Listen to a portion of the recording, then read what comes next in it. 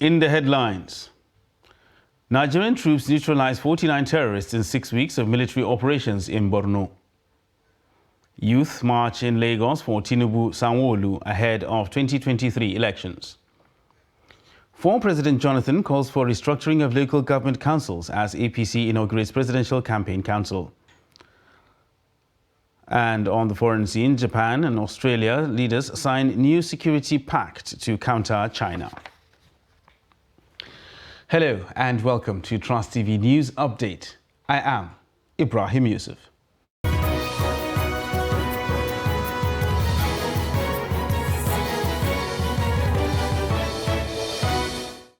Hello and welcome once again. The Nigerian army said it has neutralized 49 terrorists, while 2 civilian JTF and 9 soldiers lost their lives in 6 weeks of military operations against terrorists in Borno State. It also revealed that the number of surrendered terrorists rose to 81,131 combatant and non-combatant fighters. The theatre commander of Operation Hadinke, Christopher Musa, disclosed that 2 Chibok girls with twin babies were rescued by troops of the 7th Division during its operation in Bama local government. Major General Christopher Musa said despite the challenges in the dry season, the army will ensure it sustains a counter-offensive against terrorists. He stressed that the army will not deter in its mandate to restore peace and normalcy in the northeast. Just like we did during the rainy season. You know, before now, during rainy seasons, our operations normally go down. But this time around, if you observe, during the rainy season, we maintain the tempo, continuing. And then towards now, we're going to continue. We're entering the dry season, the Harmattan season. That also we are prepared. We are taking adequate measures to ensure that we deny them ability. Most of their movements now, if you notice, is they are looking for food and acts of criminality. They try to rob individuals to get money, to get food when they go to attacks, and that's what they are doing. So we're curtailing those things together with all the other security agencies. On the 29th of September, Yana Pogo and her 4 children, 2 boys and 2 twin girls, were rescued at Mirari village in Bama local government area by troops of 21 Special Armored Brigade Bama during a clearance patrol in the general area. If you check the list of Chibok girls, she is on serial 19.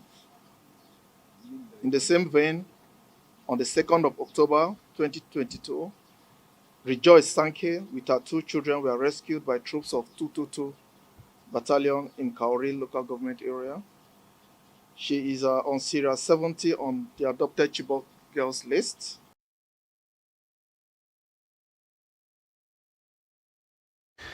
And the police in Zamfara State have rescued 10 women and a 1-year-old child after a search and rescue operation at Gando Forest in Ukuyum local government area of the state. A statement by the command's public relations officer, Muhammad Shehu, explained that the victims were abducted on Monday, 17th October, after terrorists invaded Manye village in Anka local government area. It said the victims spent 3 days in captivity before the police rescued them. It also said that all rescued victims were taken to the hospital for medical check, debriefed by the police detectives, and handed over to their families. And residents of Makurdi have continued to react to the formation of a new security outfit recently launched in Benue State. Some residents who spoke with Trust TV called on the state government to motivate and equip the security outfit with necessary tools to enable them fight insecurity in the state. The report.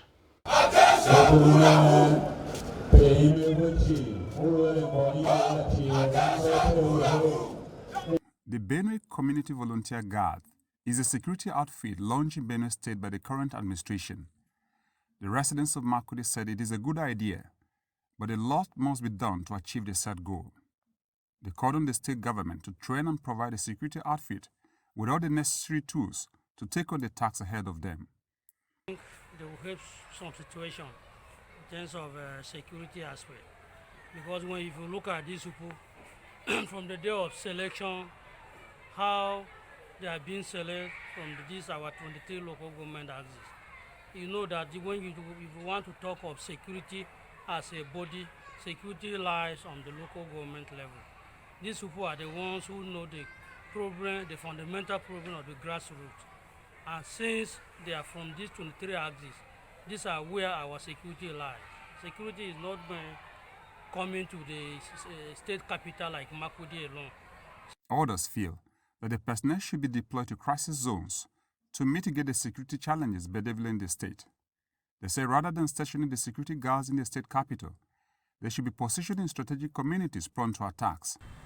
Not to be parading their actions in town, in some other ways harassing persons, or in the name of community volunteer guard. At least our people are there, especially let me cite an instance of Guma local government, where people are being killed, molested by the herdsmen. It is expected that these people, as they were inaugurated, they were supposed to be fully supported. I don't want to say that they were supposed to be fully armed, so that they will assist our local communities to at least face these herdsmen who are attacking our people, killing them day in, day out. Community volunteer guard is a welcome development. We want it, and how we want it, we need more of them. We need state government to recruit more. Like there should be a payment, because you cannot go there with empty stomach. Equip them, empower them financially, give them more support. That will encourage them to do the work. Without pay, they will not do the work. So, with a ban on operations of vigilante groups, the state governor Samuel Otom launched the first batch of the guards in August 2022, with a second batch in October. The mandate of the Benue Community Volunteer Guards is to complement the regular security teams in the state.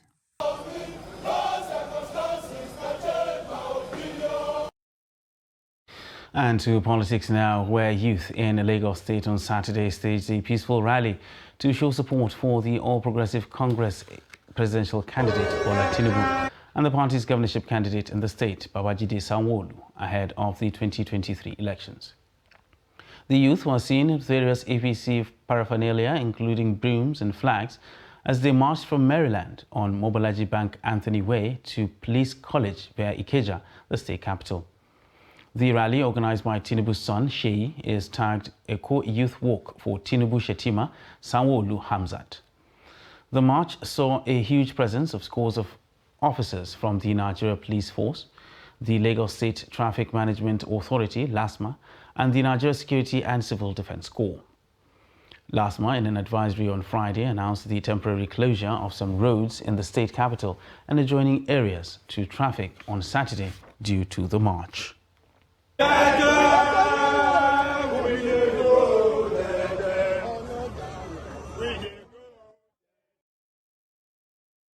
Meanwhile, the People's Democratic Party on Friday says it is ready for its presidential campaign rally in Benin City, Edo State, scheduled for Saturday. Spokesman Debo Ologunagba said the state, which is home to the party, was excited about the rally and is sure of victory in the coming polls. Ologunagba also noted that ahead of the rally, the party has been receiving a flurry of solidarity messages from various groups, especially the youth, in their massive solidarity towards PDP's mission to rescue, rebuild and redirect the nation from what he called the misrule of the All Progressives Congress. The PDP accused the APC of resorting to violence during its rally in Kaduna, adding that the APC is hurting over the decampment of more than 1 million of its members to the PDP in Kaduna State in the last couple of months.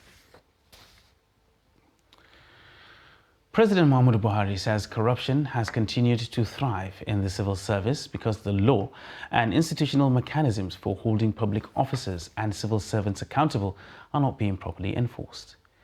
He spoke on Friday at the State House Abuja when he conferred the Nigeria Excellence Award in Public Service on former President Goodluck Jonathan and 43 other prominent Nigerians.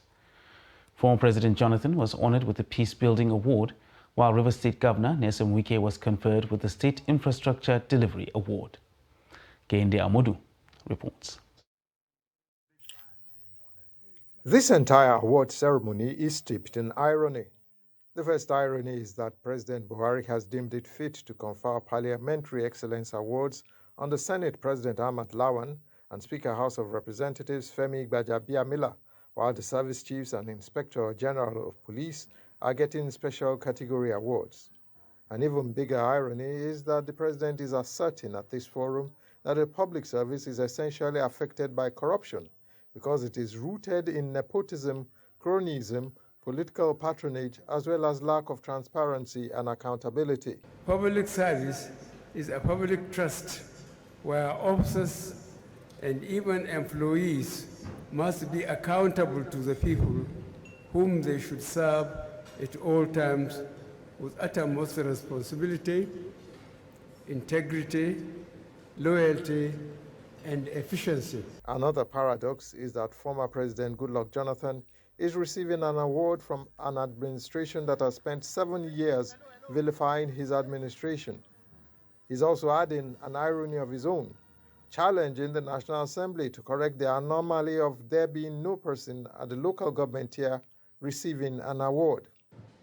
We have 36 states, and out of 36 states, from the list, 16 governors are recognized this morning.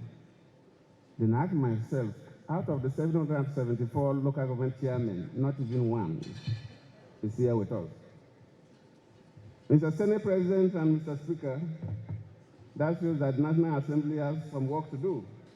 Probably we need to review and look at the structure and functions of the local government. So why are these recipients being recognized? When a government identifies you, that you have made a contribution while you are given the opportunity to serve, I can tell you this guy is a limit. You'll be very, very happy. So today is one of my happiest days in life, and that my people are happy, and that I did not disappoint my people, I did not disappoint my wife and my family, because when you're going to public office, you know what it is. People are expecting so many things. People will criticize that you have not done this, you've not done that. But in Rivers State, one of the states that everybody, whether you like us or not, will identify that we've been able to provide basic infrastructure that will lead the economic development of the state. The National Excellence Award in Public Service was set up to recognize distinguished public service to Nigeria, either contributions to individuals, state or local communities, or the public through excellence in leadership, service, or humanitarianism. From State House, Abuja, Kehinde Amodu, Trust TV News. And President Muhammadu Buhari has pledged to be at the forefront of the campaign to elect former Lagos State Governor Bola Ahmed Tinubu as his successor.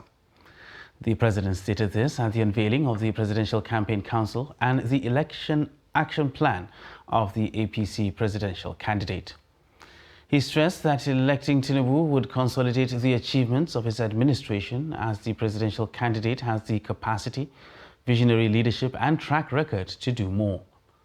Meanwhile, the APC presidential candidate said his agenda for renewed hope for Nigeria will stand on the foundation laid by the current administration, but also go further by building a Nigeria, especially for the youth, where sufficient jobs with decent wages would create a better life. He said his administration would export more and import less in order to earn more foreign exchange and strengthen the Naira. Tinubu also promised to provide economic opportunities to people living with disabilities, the poor and the vulnerable, while making basic healthcare, education and housing accessible and affordable for all. Our candidate, Asiwaju Bola Tinubu, is too well known for his capacity and can do the simple.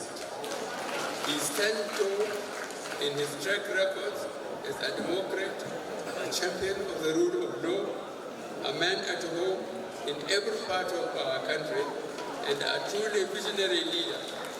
All you need to think of Lagos in 1999 and 2022. Achieved in Lagos, together we all can achieve it for the Nigerian throughout this great nation. based on our unshakable faith in our people and standing on the foundation well established by the administration of President Muhammadu Buhari, we shall build a nation where sufficient jobs with decent wages and an enabling environment for small business owners create a better life for all and a future of promise for our youth. And the All Progressive Congress presidential candidate Bola Tinubu says raising the interest rates is not the solution to rising inflation. The Central Bank of Nigeria has raised the interest rates to arrest the sharp rise in inflation, which rose in August to 20.52% from 19.64% in the previous month, the highest in 17 years. But in his manifesto tagged Renewed Hope, Tinubu said the current increasing inflationary trend was caused essentially by global supply disruptions, saying addressing it is not increasing the interest rates. The better solution, Tinubu said, is to find ways to increase production and supply, noting placing this weight on the demand side will do little to answer the root causes of the current inflation. Tinubu further stated that the efficiency of the monetary policy in driving overall economic goals is limited, adding that fiscal policy has numerous channels and transmission mechanisms by which it can affect the economy. Stay with us on Trust TV News Update. Still to come. We'll tell you the story of Sokoto community known for arts. Details of this and more after the break. Stay with us.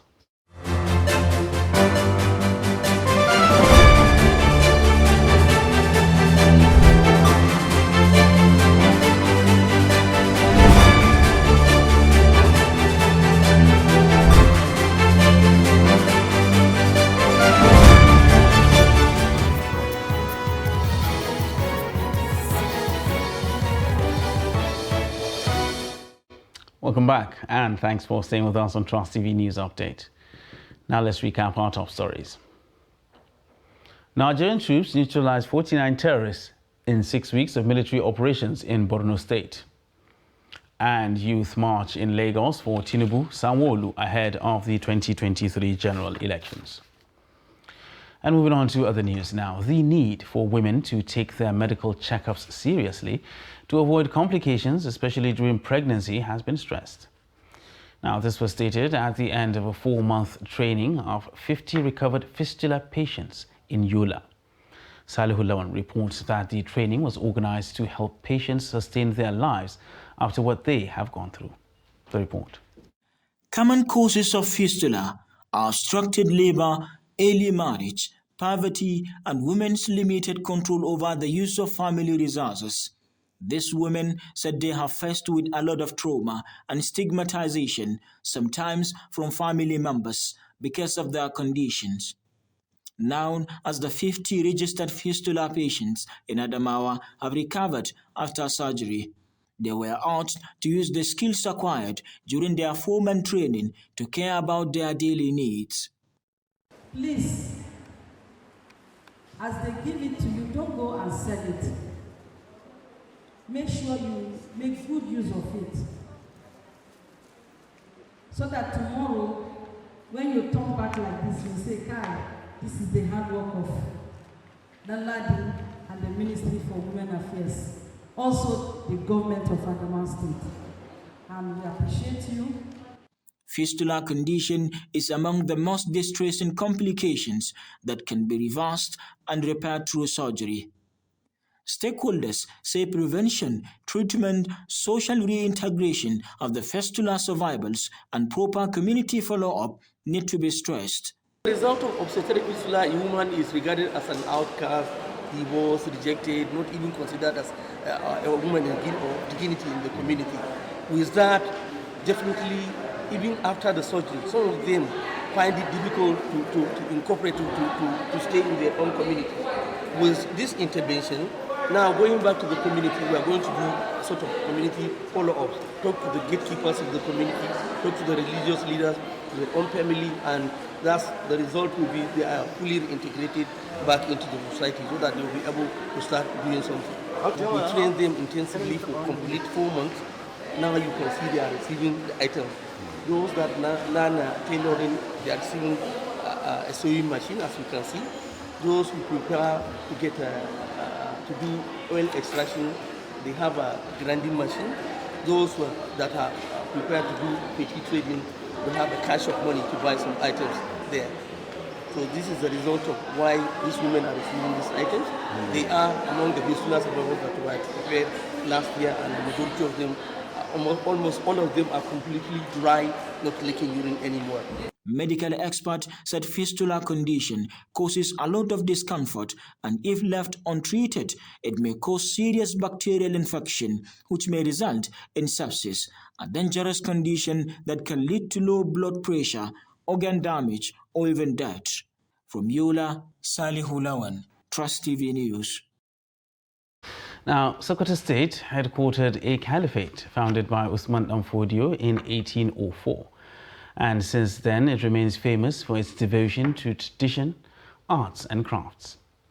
Madunka and Garai communities within the Sokoto metropolis are largely inhabited by people who rely on arts and crafts for a living. In this report, correspondent Yusho Adamu takes a look at the positive impact of leather works on the lives of people in the two communities. In the Madunka community, sheets of leather laying in plain sight, waiting to be processed into footwears and other products like skin bags, carpets, skin bed sheets, pillowcases, and all forms of interior decorations. Honestly, the business of leatherworks in Sokoto State has witnessed many changes. Before, we only produced few items, such as shoes and bags. But now we do many items, including handbags, wallet, mats, and many interior decorations. However, inflation of prices is seriously affecting our business. Although successive governments of Sokoto State have tried their best to improve our business,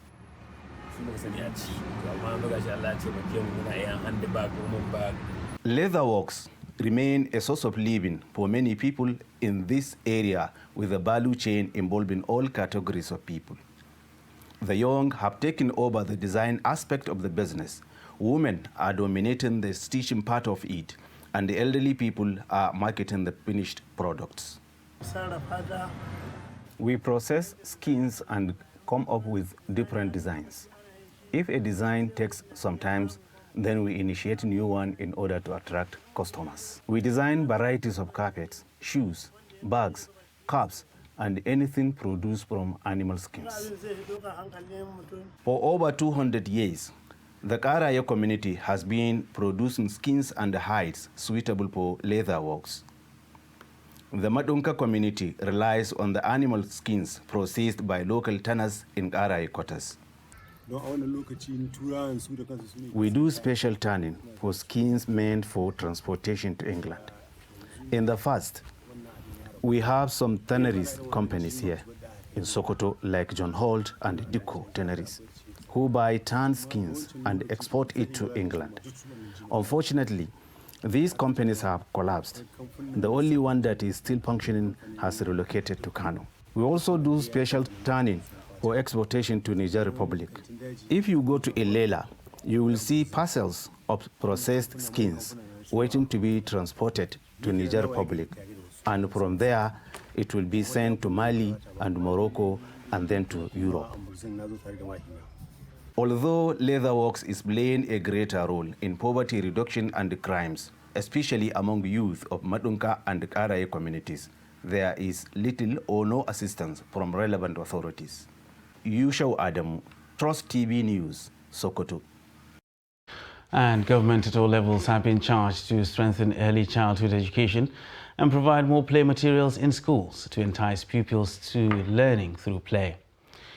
It is against the backdrop of poor access to early childhood care development education center by pupils in their early years in the country. Trust TV's Hamid Oyegbadi files in this report from Sokoto. Experts said stimulating learning environment with play materials helps children to grow well mentally, emotionally, and physically. This is the essence of early childhood care education development centers. But such centers are not many in most states in Nigeria. For instance, out of 2,000 primary schools in Sokoto State, only 500 have such centers. At Magaji Abdullahi Early Childhood Care Development Education Center at Shagari Town in Sokoto State, the pupils said they learn while playing. A teacher in the school, Asma'u Muhammad, said the children need to play to be healthy and they learn in the process. Okay, in this exercise, they are learning how to climb the donkey. They will know this is donkey, and they are also learning how to ride this. Even if it's motor, we'll show them that this is how you drive motor, and this is. So with this exercise, they are also learning a lot of things. One of the pupils, Karima Ibrahim, said she loves going to school because she will play with other children. When I'm in school, I play with my friends and we learn while playing. So sometimes I don't even think of going back home. I learn many things and I enjoy it. Sukera Mohammed was not enrolled in school. She hawks fried yam daily and sometimes she sneaks into the school to play with other children. Now she is learning through play and she wants to be a medical doctor in future. My parents did not enroll me in school. I want to become a doctor. I will become a doctor in the future by God's grace. The Director, Early Childhood Education at the State Universal Basic Education Board, Sokoto State, Farouk Umar, said the state government is committed to ensuring sound education for all children in the state. A whole department is established. A full-fledged department of early childhood education is established in the State Universal Basic Education Board. Yetunde Oluwatosin, UNICEF education specialist, called on government and private individuals to do more in promoting early childhood education. That the first 5 years of a child's life is actually a critical period for them, because at that time is a time for them to develop their cognitive, their social, their emotional, and of course physical development for them, right? The experiences that a child goes through at this time actually impacts, it has a major impact in their future. For little Sukera, Mohammed, and others like her ambitious of becoming a medical doctor, early childhood education must be accorded the deserved attention and necessary facilities, including playing materials, must be in place in the preschools to entice.